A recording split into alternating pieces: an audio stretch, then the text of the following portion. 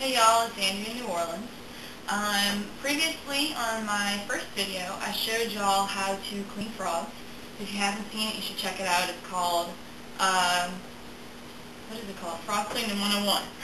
Alright, so now that you got your frogs cleaned, what are you going to do with them? I mean, you can fry them, but you can fry anything. So today I'm going to teach you how to cook frog leg sauce piquante. It's kind of a Cajun French recipe.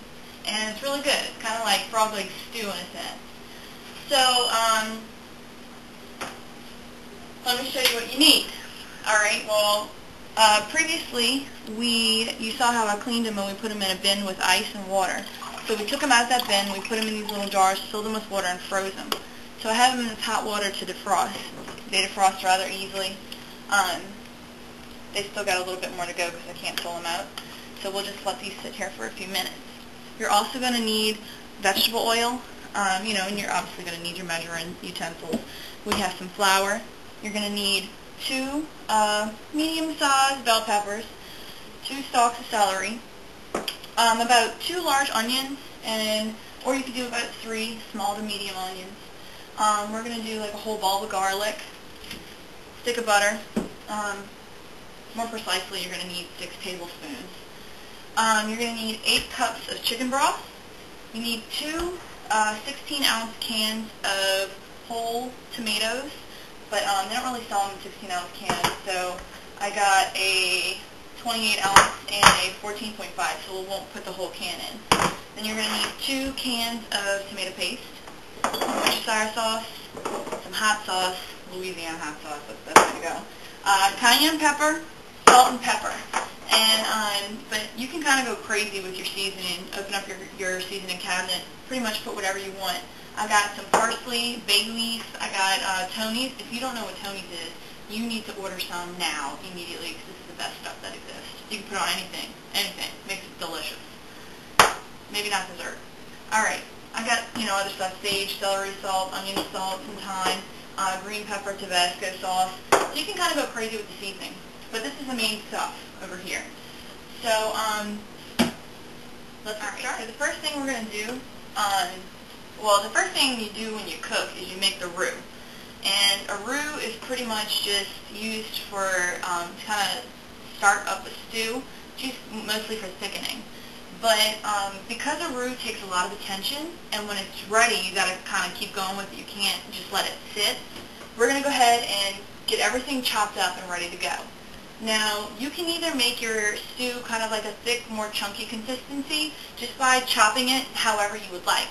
But I personally like more creamier, just thick. I don't like the chunks of stuff in it, so I'll kind of chop things up and use a food processor. So you kind of have a choice if you want it more of a thick, chunkier stew or more of a creamy stew. So it's up to you. So we're going to go ahead and get this chopped now. Alright, so we have everything chopped and ready to go. Onions, garlic, celery, bell pepper. So we're going to go ahead and start making our roux. So to make our roux, we're going to use 4 tablespoons of flour.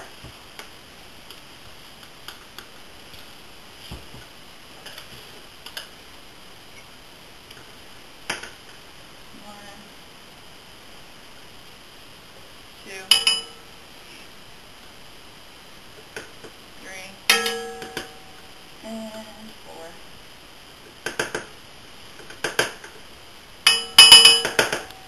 And then you're going to use also 4 tablespoons of vegetable oil. 1,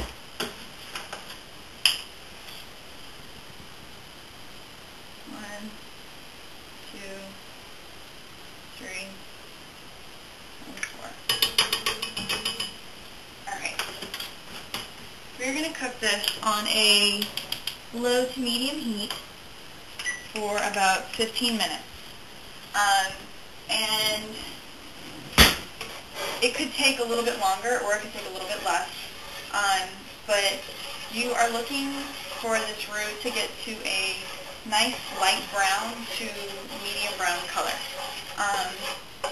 This is not something you can just let sit on the stove. This is something that you're going to have to continually kind of baby and just keep stirring it until it gets to that color that you want. But if you want to come look, it starts out as a very light brown color, and you will be able to tell when your roux is ready to go, because it'll be much, much darker than this. And we'll show you that in 15 minutes. Alright, so it's been 10 minutes, not 15, and if you want to see, we have a nice medium lightish brown color roux. So that means we're ready to go. If your roux isn't getting dark like you want, just turn the fire up a little bit more and make sure you just keep stirring and it should get there eventually. So now what we're going to do is we're going to go ahead and put in our 6 tablespoons of butter. And I'll chop it up so it melts a little easier and faster. Get that in there. We're also going to put in all of our onions, garlic, bell pepper, and celery. So just dump it in, and we are going to saute all of these items for 5 minutes.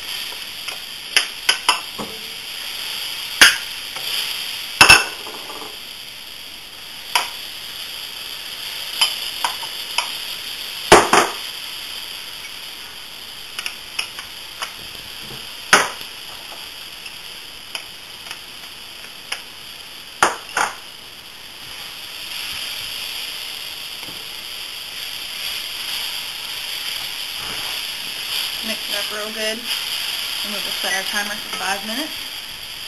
And when 5 minutes goes off, then we will go to the next step. Alright, so it's been almost 5 minutes. So we have that nice and sauteed. We're going to go ahead and open up our tomato paste. And like I said before, it's going to be 2 6-ounce cans of tomato paste.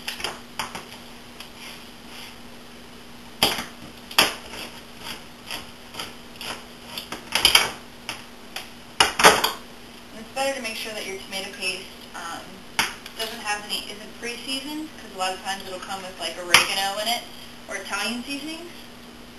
And this is definitely a French recipe, so we're going to kind of stay away from the Italian business. Alright, so we are going to go ahead, let me turn this timer on. We're going to put in these 2 cans right now, and after we get these 2 cans of tomato paste in, we are going to cook on medium heat for about 10 minutes. And you have to stir it frequently.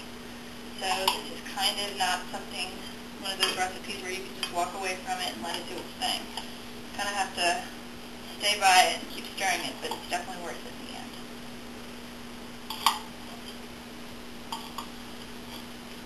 One can.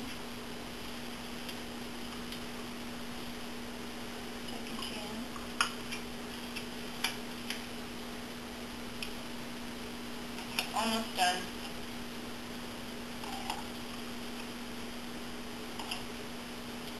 Alright, we'll set the timer for 10 minutes.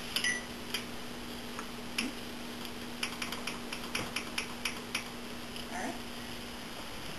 Stir that up.